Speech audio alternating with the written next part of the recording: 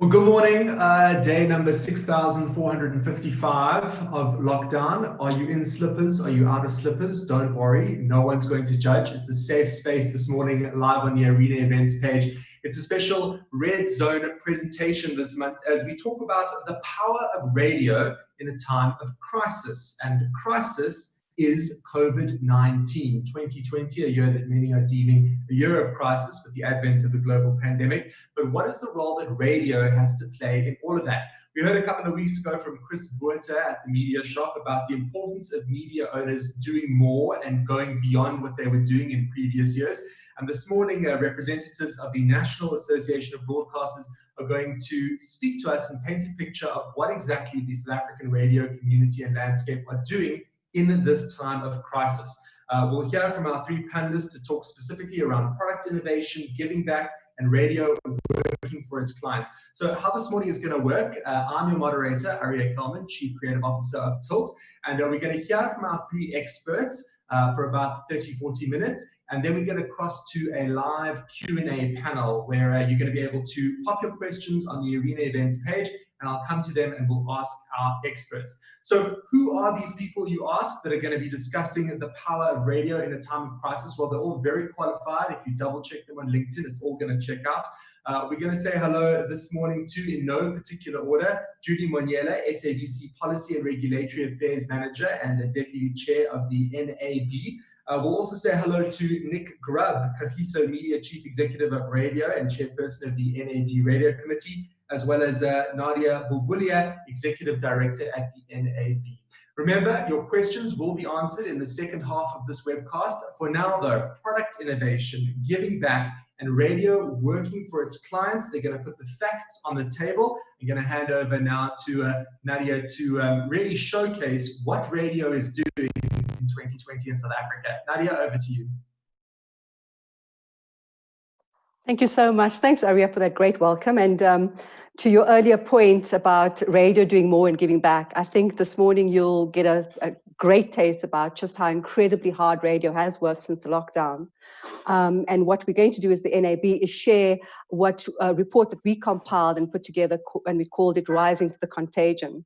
Just a little bit of background. The National Association of Broadcasters is an industry body. You know, we were formed way back at the dawn of democracy and at the emergence of freeing the airwaves.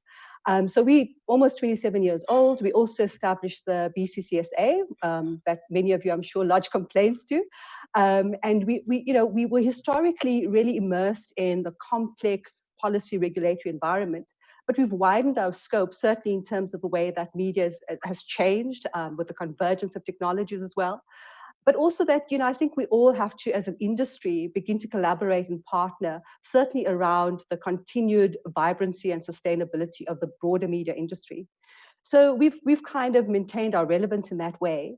And as a regulated sector, you'd know that, every single day, practically, our broadcasters are confronted with all sorts of, license requirements, submission of documents, log sheets, etc., to the regulator.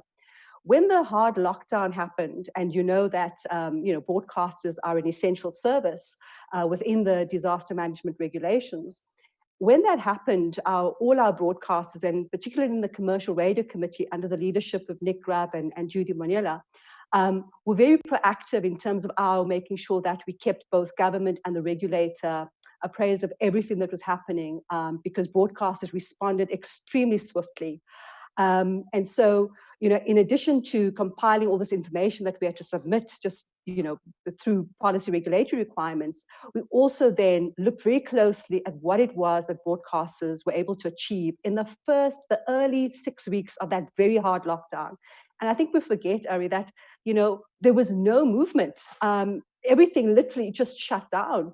And so in putting this report together, it's a great reflection on how this industry responded at this incredibly difficult time in our country. So with the participation of Judy and Nick, we're going to go through our slide deck, if it could be pulled up. And it really is just about the research that we put together. As I said, 20 of our Commercial Radio Committee members participated in a survey that we did. It was of the 20, if you look at the 20 broadcasters, they reach almost 12.2% of the population. That's almost 30% of South Africa's coverage, and covered in all provinces across almost 7 languages. So the report, as I said, covered the early part of the lockdown. And I don't know if you can remember, it feels like quite a long time ago, it's just 5 or 6 months ago, where there were a lot of initiatives, certainly around how we are able to create opportunities for small businesses, how we were able to give greater time as well to nonprofits, to organizations working at that time, just around even feeding schemes, making sure that there was a rollout, and then eventually in terms of the rollout now, as we've seen around personal protection, protective equipment, etc. So if we could bring our slide deck up, and we'll take you through that. And we're also going to be, in the slide deck, we're going to be talking a bit about research that was conducted, where we've seen trends shifting upwards, not only in South Africa, but globally, with a lot more people listening to a lot more radio and for a longer time being on air as well. So I'm not sure if the slide deck is put up. It's on the screen. We've got the context slide on the screen right now, so you can talk us through that.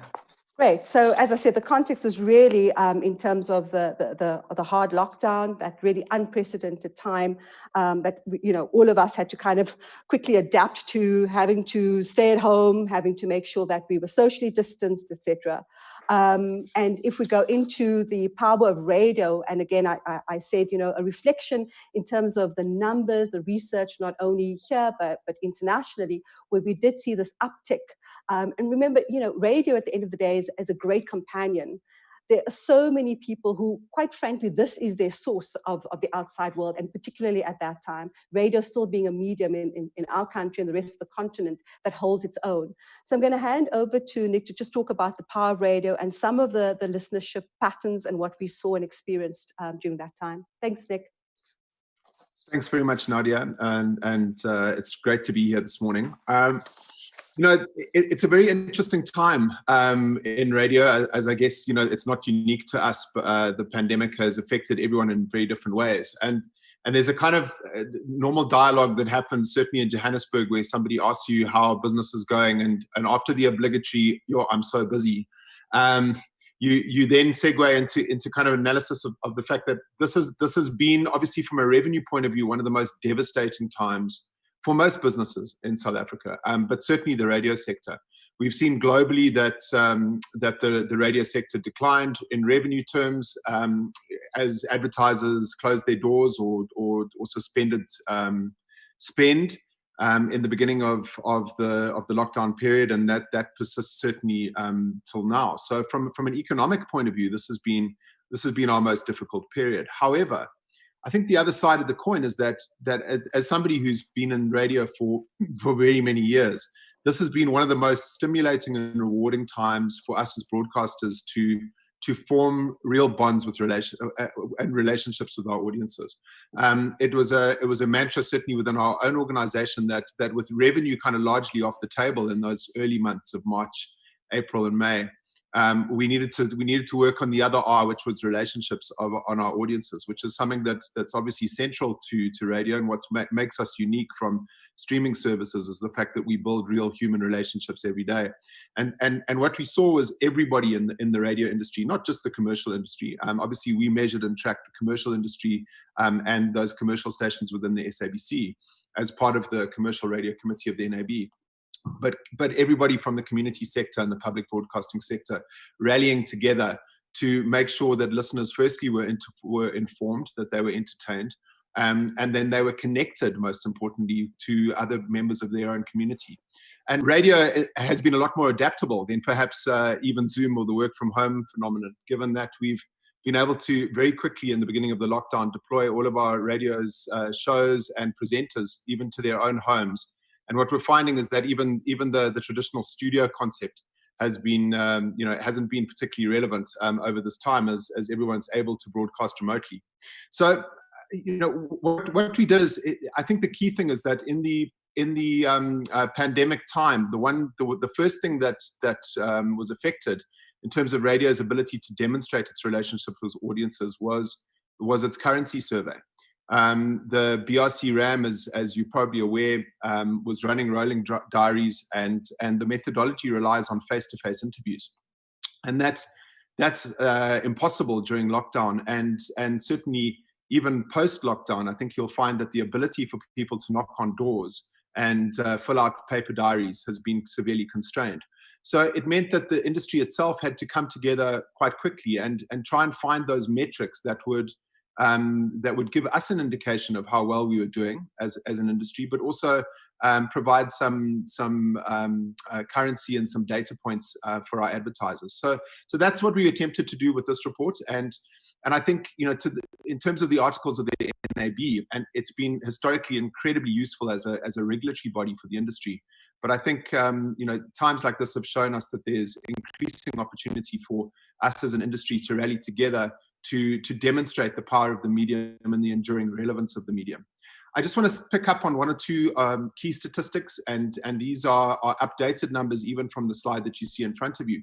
But there was a Radio Center stat, for example, that shows that radio was is still one of the most trusted mediums in the world at an 80% trust. And I think, as much as we've seen an exponential rise in digital consumption, you know, certainly the trends of digital consumption have been vastly accelerated over the time of the pandemic. I think trust remains an issue in the digital sphere when you're an advertiser and you're placing your branding. So the fact that radio kind of used the power of connectedness, that you know, people felt that they wanted to be kept informed, but not just informed as to the news, but actually be part of the conversations that surrounded that news. And I think that's where radio really comes to the fore, to the extent that it demonstrates that level of trust. What we've seen certainly is increased levels of listening also overall, and that's not just in South Africa but globally. Surveys that were done by the various participating members all showed an indication from their respondents that everybody intended to listen more to radio. And certainly when you look at the empirical data of music streaming, you can see that was actually the case. So music streaming rose, and you'll see that on the graph, exponentially for stations like Gagazi, for Prime Media and Cohesive Media stations that shared those streaming stats. And anecdotally, I believe that it was the case for most. What we found globally is there's a global web index figure that shows there was a 24% growth in streams worldwide. And 24% was a Kantar study, and that was a South African statistic. The global web index number was an 18% increase in listening to radio over the pandemic. So, you know, overall listening did increase. I think the one thing that did impact was time of listening. The Edison share of ear study in the US showed that whilst overall AM/FM radio was still the dominant audio source as it always has been, that the listening day started some 75 minutes later than it did normally. So there were shifts in the time of listening. There was overall growth in actual listening, and an accelerated shift towards streaming as a mode of listening, which I think was also significant. I could go on for days, but let me maybe park it there, and we can just move on to the next sections, and Judy can talk you through how radio cemented those deep relationships with their audiences through community endeavors. So we're going to come to Judy in a second. Apologies if you saw us dip for a second there. It would never happen on radio. It's only in the visual space that this kind of thing happens. But handing over to Judy now as we unpack the power of radio in a time of crisis. Judy, over to you. Thank you, Ari, and thank you to Nick. Greetings to everyone on this very cold spring day. Today I'll focus on the community work that has been executed by commercial radio stations during this lockdown period. And I need to indicate that from the onset that we are required by the broadcasting policy as the commercial radio sector to actually be responsive to the needs of our audiences and meet some public goals and objectives. So in response to that requirement, And upon realizing that we were within this peculiar space, the commercial radio station took it upon themselves to join hands with communities with a view to address the socioeconomic problems that were actually exacerbated by the lockdown restrictions. And while we understood that coronavirus deprived us of the opportunity to hold hands, we also understood that we could still encourage each other to pull through this trying time by lending a hand. And we had to change, we had to make a change in a sphere of influence through various community initiatives. And I'll start off with the work that we've done in terms of promoting SMMEs. As we all know, that small businesses were the hardest hit during this pandemic. And as a result, commercial radio station introduced various initiatives to promote local businesses. So through these initiatives, our members provided free advertising spots to promote local businesses on both the radio and online platforms. And through these very platforms, listeners were encouraged to support their businesses. And we are pleased to report that over 500 businesses were promoted through these initiatives. And the other work that we've done as a commercial radio sector, as we all know, that there has been an increase of gender-based violence cases during this lockdown period. So in the quest to address the scourge of gender-based violence, relevant campaigns were introduced by our members. And amongst other things, our members introduced what we call Turn Down the Radio campaign to support victims of gender-based violence. So through this campaign, in the main, this campaign symbolized the need to pay attention to the plight of victims of gender-based violence. So discussions were held on the subject matter, and relevant messages were distributed on various platforms that our members have. And relevant information was also given to support victims and whistleblowers of gender-based violence. And when it comes to promotion of local music and local artists, I think I need to indicate that our regulator, ICASA, did not exempt us from meeting our local content quotas when it comes to promoting local artists. And I think it was well that was done because this act had also wanted some sort of support from commercial radio stations. So what we've done during this period as a commercial radio sector, we continue to meet our local music quotas, and we additionally created events to promote local artists, both on our broadcasting platform and our online platform. So basically, local music slots were created to support local artists. In other cases, commercial radio stations collaborated with TV channels to create music events. So some of the videos indicating the work that has been done in terms of promoting local music will be played out later. And another initiative that we took a posture of being a community assistant as commercial radio sector. And through this process, we actually went into collaborations with corporates and charity organizations in order to mobilize food parcels and financial aid for the indigent. So obviously, we had to lend a hand in terms of ensuring that people who are most affected by this pandemic also find some sort of relief.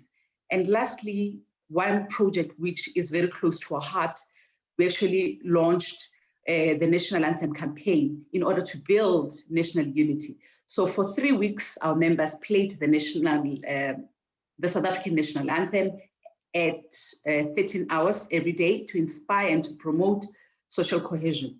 This initiative actually encouraged our listeners to pull together and aim to conquer this pandemic. So all in all, we had to be relevant to our communities and give back to our communities. So I'll pause at this point just to allow the program to proceed. Thank you.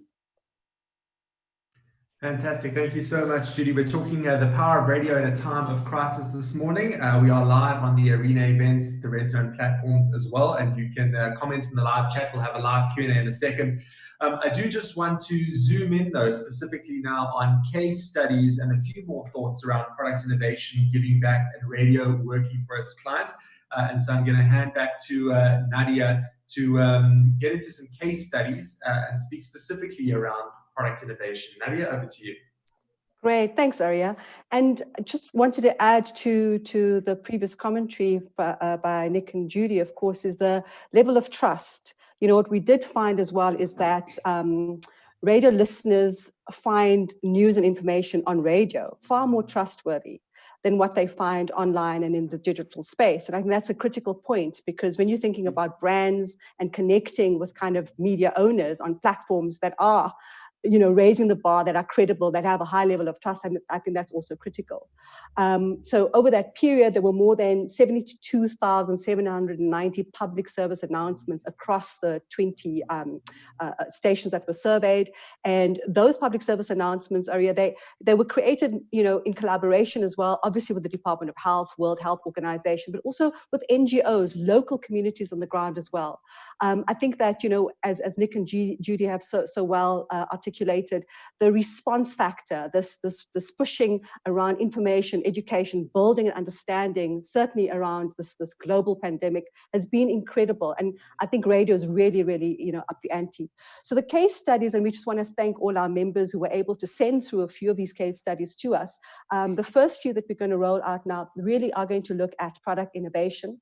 The first clip will be Jacaranda FM with their Good Morning Angels benefit concert. This actually was streamed globally. It will be followed by Metro FM's audience engagement and how they adapted to their listener needs.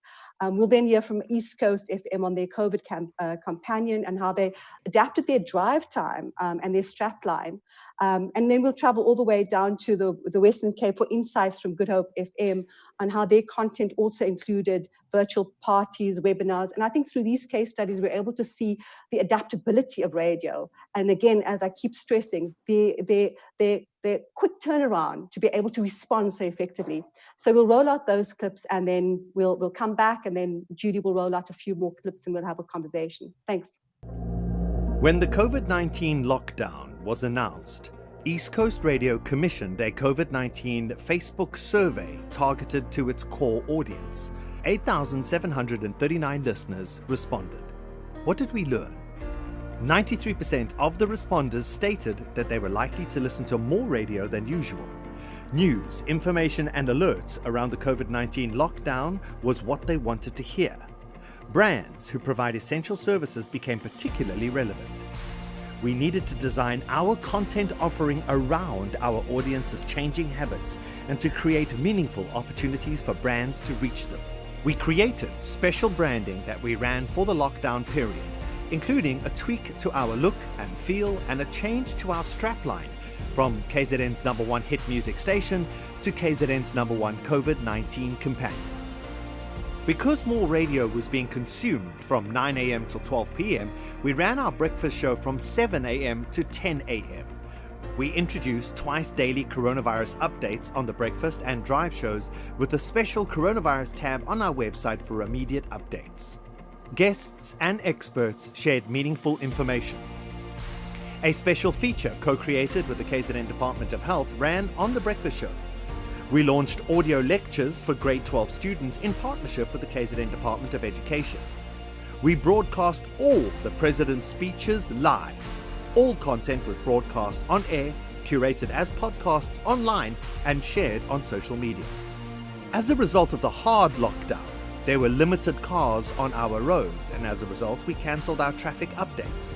There were also no sport reports during this time. All our reporters, even though they were not working, were paid in full. These changes were implemented within days of the lockdown being announced and were built on the insights from the survey conducted.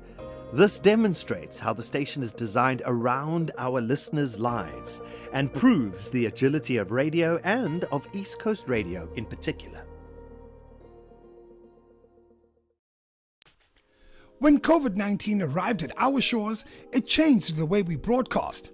We became more innovative, we pushed boundaries, and we embraced technology and social media more than before. Our audience wanted to know more about the virus and tuned in to access immediate and credible news and information. Keeping listeners well informed, Good Hope FM introduced dedicated COVID-19 news headlines between 9 and 3. COVID-19 features were also created on the breakfast, mid-morning, lunchtime, and afternoon drive shows. The national lockdown transformed how we entertain our audience, some living with big families and others single and living alone, seeking companionship and entertainment from their favorite radio station. Innovation boundaries were being pushed to new heights as Good Hope FM became the first commercial radio station in Cape Town to introduce virtual parties, featuring some of Cape Town's finest DJs performing both live on air and online. This led in a partnership with sister station 5FM and SABC3, broadcasting the virtual parties on a national platform. Building on the virtual party's success, the station introduced webinars with Grandmaster DJ Reddy D, teaching listeners how to mix, online cooking shows, and most recently, Warrior Woman webinars, all hosted by Lee Ann Williams. In celebration of Youth Month, the station hosted a live concert on air and online. For the station's Big 5-5 birthday celebrations in July, the station hosted an exclusive online birthday concert with great success. As part of our Big 5-5 birthday celebrations, Good Hope FM also hosted a massive competition, Bills, Bills, Bills Birthday Edition, where some lucky winners won their share of 155,000 Rand. This illustrates how Good Hope FM had to adapt to a rapidly changing broadcasting environment triggered by the global COVID-19 pandemic. Good Hope FM will continue to inform, educate, and entertain.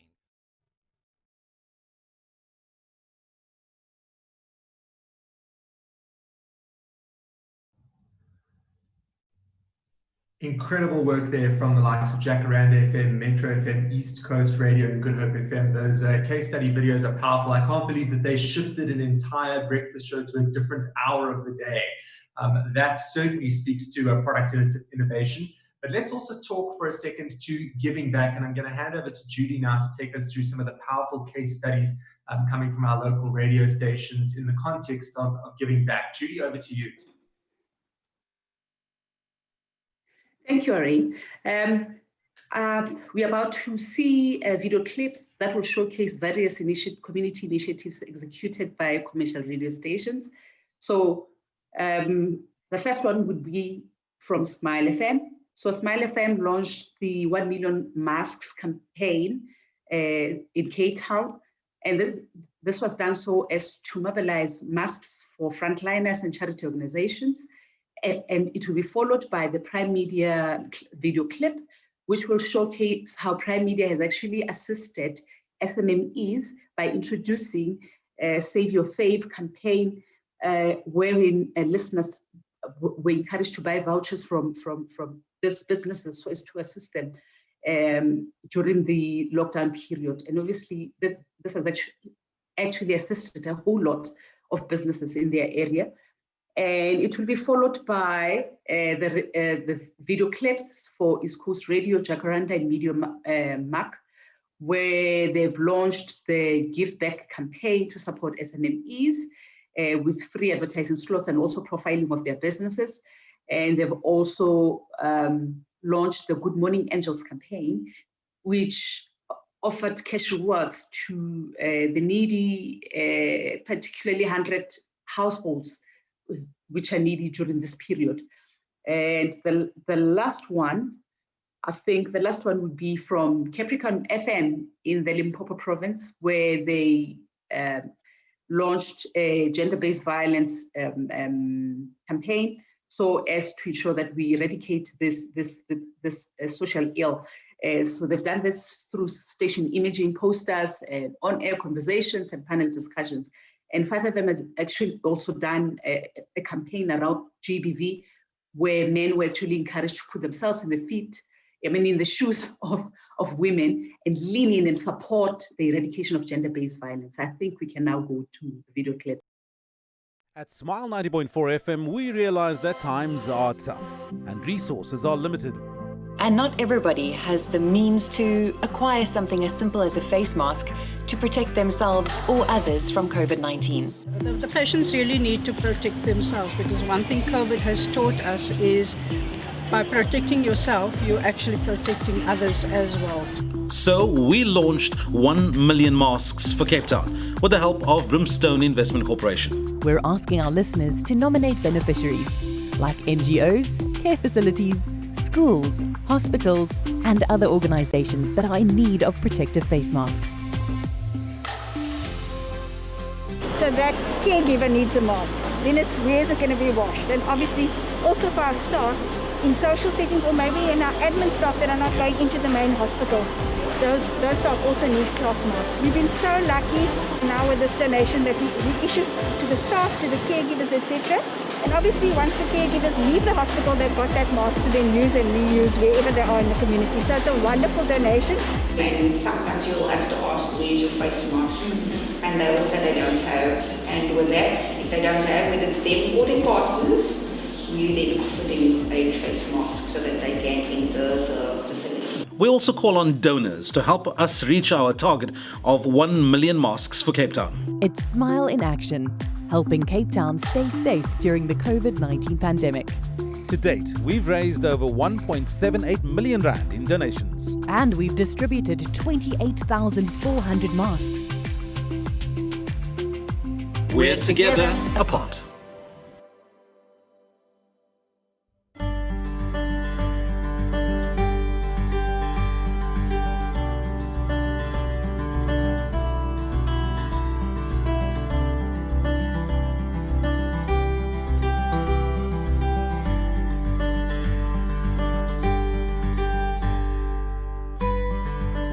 East Coast Radio, in case you haven't heard, we're giving away 500,000 Rand in total in cash thanks to Lotto Star.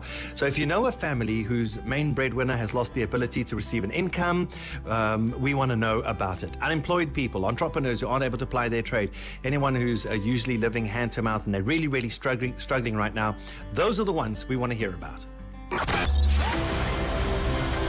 The East Coast Radio Big Favour has 500,000 Rand to share with families in need in KZN.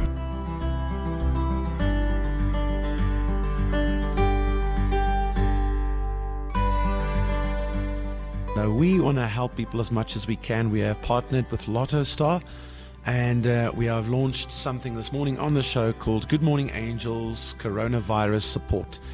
Now, you can go nominate someone by clicking on the button on jacarandafm.com, and you can nominate someone who's struggling, who's in need, and we can see if we can help them in some small way. Jacaranda FM cares. Good Morning Angels.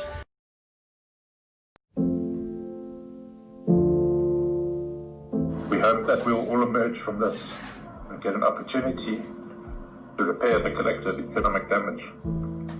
Management and the board of EdCon wishes you and your employees and your families safe, good health. I've never heard anything like that. The consequences of this lockdown are serious.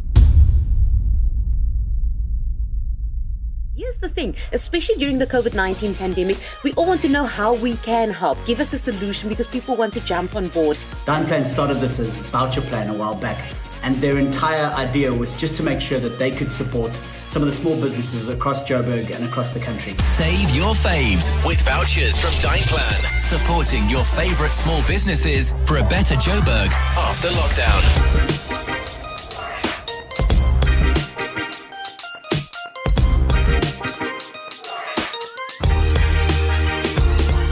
This is the Café del Sol Familia. We just wanted to say a huge thank you for creating awareness about Downplan vouchers. This has been such a tough time and all the help has been really appreciated. Nikki here from Fluffs and Tufts. Thank you so much to 947 for the Save Your Faves voucher incentive. It enabled us to keep our chef working and make delicious home-cooked meals for delivery and takeaway through the bad times. All of us at Moggy Doggy's Grooming Parlour are grateful for the support of this initiative in conjunction with Dineplan.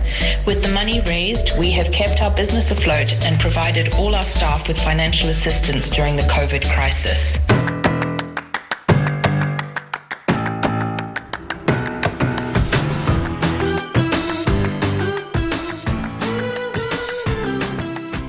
What I really loved about it is that it was solution driven. We've raised almost 2 million rand for businesses at a time when SMEs really need it most. And Cape Talk listeners always come to support and help others.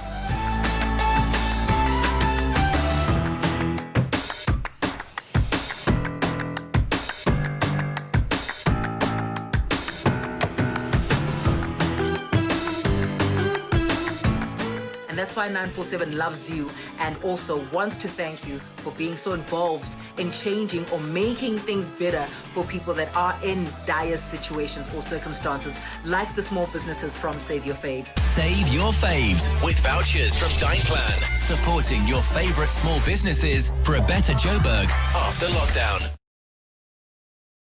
Want to be and not be influenced by the environment, and know that you don't have any entitlement on anybody. And also we're joined by the MEC for the Department of Social Development, MEC Kakareng Rakhwale. We must not forget that when we talk of gender-based violence, it does not only affect women and children, but there are men that are also affected. But quite a number of times what we pick up is that most of the time men are still not free to talk. Men are still piling up issues within themselves, and by the time we realize that there are issues is when we are responding to already cases where a woman has been killed, a child has been killed.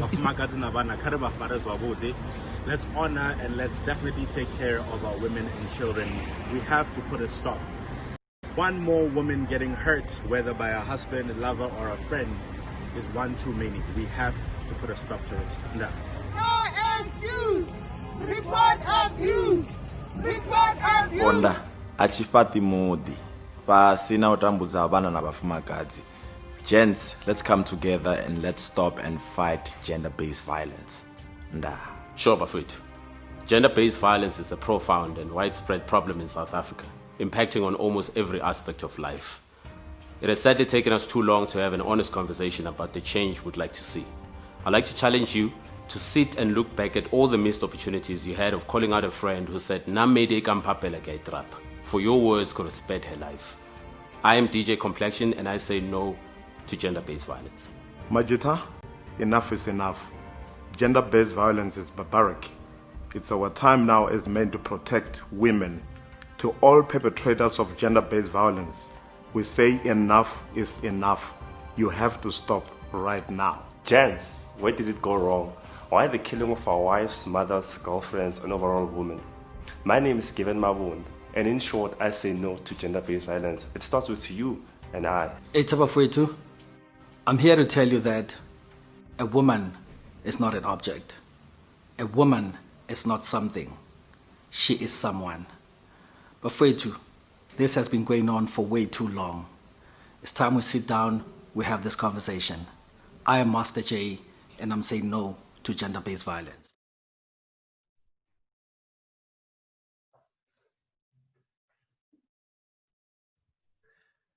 Some really incredible examples there of giving back. Just fantastic to see that. We do have a comment on the live stream from Monica who says, has radio seen an increase in advertising spend due to an increase in listeners? It's a perfect segue into getting some case studies from Nick, who is going to come back with us now to speak about radio working for its clients and that ROI that all advertisers are seeking. So Nick, let's land this with some case studies around the money. Thanks so much. I think that's a great question. The short answer to it is I wish, and we should have got more revenue as a result of more engagement with our audiences. Sadly, as I say, the economy was so massively affected and businesses affected in turn that an overall growth in ad spend is difficult. However, I mean, I was very moved by a Media Shop webinar last week where there was some data presented. I think it was ADX data that showed that whilst radio was most affected with the economic downturn in terms of drops in revenue spend, it was also one of the most resilient in terms of the fact that radio has bounced back somewhat quicker than other media types. As not that we're through lockdown, but as the lockdown restrictions eased. And I think that's testament to a number of factors. The first is that engagement, as we've said, engagement, as you've seen in these case studies that you've seen thus far, shows that radio stations have doubled down on their relationships with their audiences, because that's really, the core of any radio business is its real human relationships with audiences. That radio stations across South Africa have invested over time in multi-platform channels. And so the engagement, not just on FM, but across their digital channels, which have exponentially grown in consumption. So actually, the overall engagement of the ecosystem has massively grown. The trust issue is massive. As Nadia says, and I said earlier, one of digital's stumbling blocks as an advertiser is trusting the environment in which you place your ads. And that's where radio is really proven to come to the fore. And I think the bounce back and the resilience is also due to the fact that planning on radio is a lot easier and a lot more, it's a lot quicker from concept and brief to execution. And so in times like this, where we don't know what the president's going to announce every time he stands before the podium, there's lots of rumors, but the trusted news sources of radio can only confirm them later. In that period of massive uncertainty that we're seeing at the moment, as an advertiser, radio does give you enormous flexibility to move or shift campaigns, to deploy a campaign really quickly. And I think that's why radio is recovering quicker, perhaps, than some of the other media types. So I hope that answers your question. I think it does introduce nicely these next three case studies. And we're a commercial radio industry. So doing client campaigns, we could have picked from any one of any kind of number of hundreds of case studies around commercial campaigns. What I love about these three in particular, though, is that it kind of takes you on a tour, not just around South Africa, but also showcases the rich texture and diversity of the radio stations in which and the clients that we service. So what you're going to see here is we're going to start down in the Eastern Cape and see a variety of initiatives that Algoa FM has put to market, and commercial initiatives and promotions as well, which is included in that package. And then we're going to shoot we're going to shoot across to KZN, and we're going to see a case study from Igagazi FM that they did for Zambuk. And then we're going to recenter back in Johannesburg and look at a Power FM case study on a promotion they did for SANDF. And I think, in terms of showcasing the flexibility, geographical diversity, range of clients that are serviced, I think it's a great example of the cross-section and potential and power of a truly kind of commercially flexible medium. Hi, I'm Roland Gaspar. I'm on The Drive with Rochley Bloom every afternoon, 3 to 7 p.m. on Algoa FM. Our clients are some of our most important stakeholders, and we love to get behind their campaigns to generate successful outcomes. Firstly, our Algoa FM Hitmobile, which usually features an on-air and in-store component, had to be changed because of COVID challenges facing business owners. We pivoted the campaign into a totally new package called the Great Deal Promo. A couple of success stories. One of them was a bed store that used it for their birthday promotion, and the on-air, online, social and digital combination worked for them. It had a great flow of customers on the day. They increased their sales, and they had a spillover into the next week, continuing with their sales, producing an upswing of over 27%. A local franchise used George Neisner and Port Elizabeth simultaneously, and they ran the campaign there, reporting increased foot traffic and sales in the area, so much so that they're running another campaign just like it. Moving into the virtual world, Algoa FM has partnered with various events and festivals in our area with great success. The Neisner Oyster Festival went virtual and showed over 350,000 organic followers. The National Arts Festival also went virtual and showed 80,000 unique users. And Algoa FM's own Big Walk for Cancer is going virtual this year and no longer has borders. It'll be worldwide online.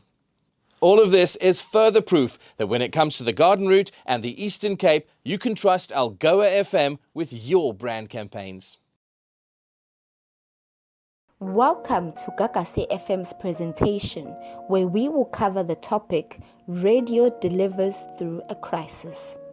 During the month of April and May 2020, Gagasi FM ran an immensely successful on-air and digital campaign for Zambak.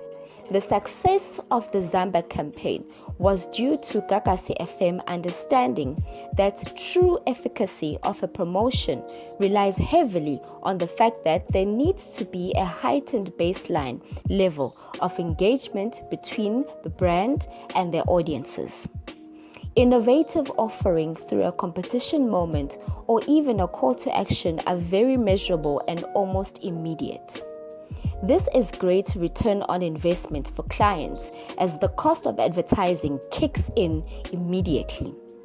Gagasi FM boasts this kind of engagement with their audiences, but more importantly, there is value on the spending power of these audiences. So, advertisers are reaching the right audience at the right time with the desired outcome of the promotion. Thank you very much. Siyabonga. The coronavirus has spread quickly around the world. It moves with stealth and it's deadly. And for now, isolation, constant washing of hands and sanitizing are the only effective means to bring it under control. To protect us all, South Africa has been locked down. But this will only work if every one of us does our part to remain isolated and supports all the measures our government has put in place. To assist us, the South African National Defence Force has been deployed to share the enforcement burden, save lives, build trust, and work with the citizens. The SANDF's presence is reassuring. They are here to protect the nation against harm. And right now, that harm is the coronavirus. Assist the SANDF by giving them your full support, and they'll support and protect you. Every Monday just after 7, the SANDF and Power 98.7 will bring you the SANDF Coronavirus Update.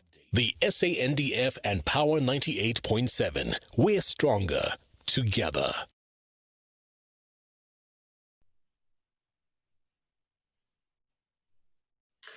Well, these case study videos have certainly painted an incredible picture of the South African radio community really acting under pressure in a time of crisis.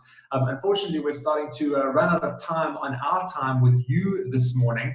And I know that our panelists want to land some very important thoughts. So Nadia, if we have one thing to take away from you this morning as we continue to fight the battle against COVID-19, what are some of the key takeouts from your side that you really want to leave us with this morning? No, I mean, I think the key takeaway from this is that radio still holds its own. It's still a primary medium in our country. It's trustworthy. It's credible. We, adhere to a code of conduct. I think it's an opportunity really for, media owners and brands to really start collaborating and partnering. This is the survival of our media industry in South Africa, and we need to start working together. I think that you've heard about the agility, the flexibility, the quick turnaround. It really is a medium that we need to start strengthening and really supporting going forward. Judy, all the stakeholders are with us this morning. I've been told that every media agency in South Africa is watching this right now, ready to spend and ready to do stuff on radio. So Judy, talk to me for a second, just as we approach the sort of latter half of the year and moving into 2021, some of the key things that you as a member of the NAB really want all the stakeholders involved to be very aware of as we dial down on 2020. Thank you, Ari. I think it's worth noting that we are as radio, we are a very heavily regulated sector. And as a result, I think this makes us, a reliable platform. So in cases where members of the public are not satisfied with our offering, they can always find recourse either from the BCCSA or from ICASA. And meaning that, there's somebody who's always checking on us to make sure that we are aligned to the policies and the regulations that exist. And we also see this as a calling for us that we exist to serve. So, and we'll continue to involve ourselves in community building initiatives so as to add value in the lives of our listeners. And we are really available for you, and we'll continue to confine ourselves within the prescripts of the law. So we believe that our best days are ahead of us, and we can conquer this pandemic together as South Africa. And yeah, let's look ahead with optimism, because the best is yet to come. Thank you. Absolutely, and I'm going to land it with Nick, but I'm going to ask him to do a double job of answering a question while giving his final thoughts. I thought this was an interesting question coming through on the live chat. Taryn wants to know, how many of these innovations and initiatives do you believe will remain in place when the lockdown ends? With such great community initiatives, hopefully in the future we won't forget about the time the industry came together. And perhaps that lends itself quite nicely to what your closing thoughts this morning are, Nick, around moving forward with this new insight. Thanks. Yeah, I think for me, to answer that question first, innovations and the types of product innovations and so on that you've seen in some of the case studies are not necessarily acute to this COVID time. I think certainly the one thing that has been unique is the level of industry cross-part collaboration around around certainly research and some of these community initiatives, and I would love to see that and those relationships between the media owners cemented to the extent that we do a lot more of those kind of things, like the GBV narrative, adverts to counter the increase in gender-based violence was a free collaboration of airtime, contribution of airtime from all of our members, and so I'd love to see more of those kind of cross-media innovations persist, and I do believe that these demonstrable case studies that we've shown will add more fuel to that particular fire. I think, from a closing perspective, for me the story of radio is one of growth, and it sometimes seems strange to say so when we lumped into this category called traditional media. Television's facing a lot of headwinds. We all know that print has faced considerable headwinds itself, and I think that the story of radio, even globally, is one of at least maintenance in terms of its FM audiences and its relevance to its audiences. So FM audiences are stable. But yet every radio station, because of radio audio's easy compatibility with other media types, every radio station, or most of them, have deployed all sorts of other ways to engage with their audiences, live events and activations. Obviously, during COVID, that has been impacted, but that will come back again. Strong digital platforms, growth in audio streaming, growth in audio and ad formats that enable a lot of targetability and programmatic audio platforms. And with the rise in consumption, those become more and more viable, both to the media owner, but also to the advertiser. Podcasting and other audio formats are also going to be, on the up and up. And so, if I look at our business today, we engage perhaps double the amount of consumers that we engaged 5 or 6 years ago. As admittedly, some of that is duplicate because we're seeing the same consumer on different platforms. But the reality is that our overall audience engagement is exponentially growing. So it's not a typical traditional media story of declining relevance or kind of facing disruption. Certainly, we're in a time of massive change. We have a lot of global competition, digital competition, and so on. But I think that radio broadcasters are really harnessing that and will continue to do so in the future. So I'm very proud of the medium. I'm proud of the members of the NAB. I'm proud of the work that's being done. I'm proud of the good work that's being done within our communities, not just on the commercial front. And I really look forward to engaging with advertisers more and more going forward, so that we can work with clients to continue that as much as they can. Well, Nick, thanks for implying an hour into this that we got the title wrong. We shouldn't have called this The Power of Radio in a Time of Crisis, but rather The Power of Radio in a Time of Change. And certainly the one word that I think has really rung true for everyone this morning is trust. It's a trusted medium.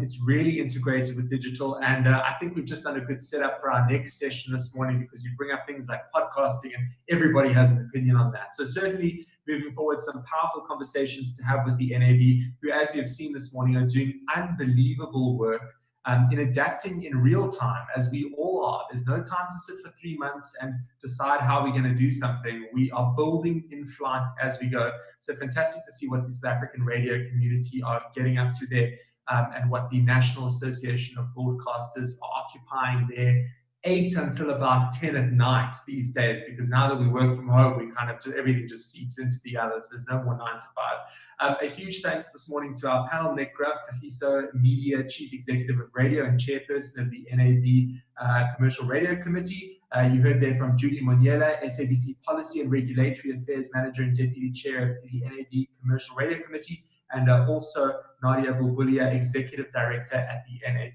Thank you so much for joining us this morning live on the Red Zone. If you missed any of this webcast, you can, of course, catch up by simply going to the Arena Events page. We'll see you till next time. Have a great day. Bye.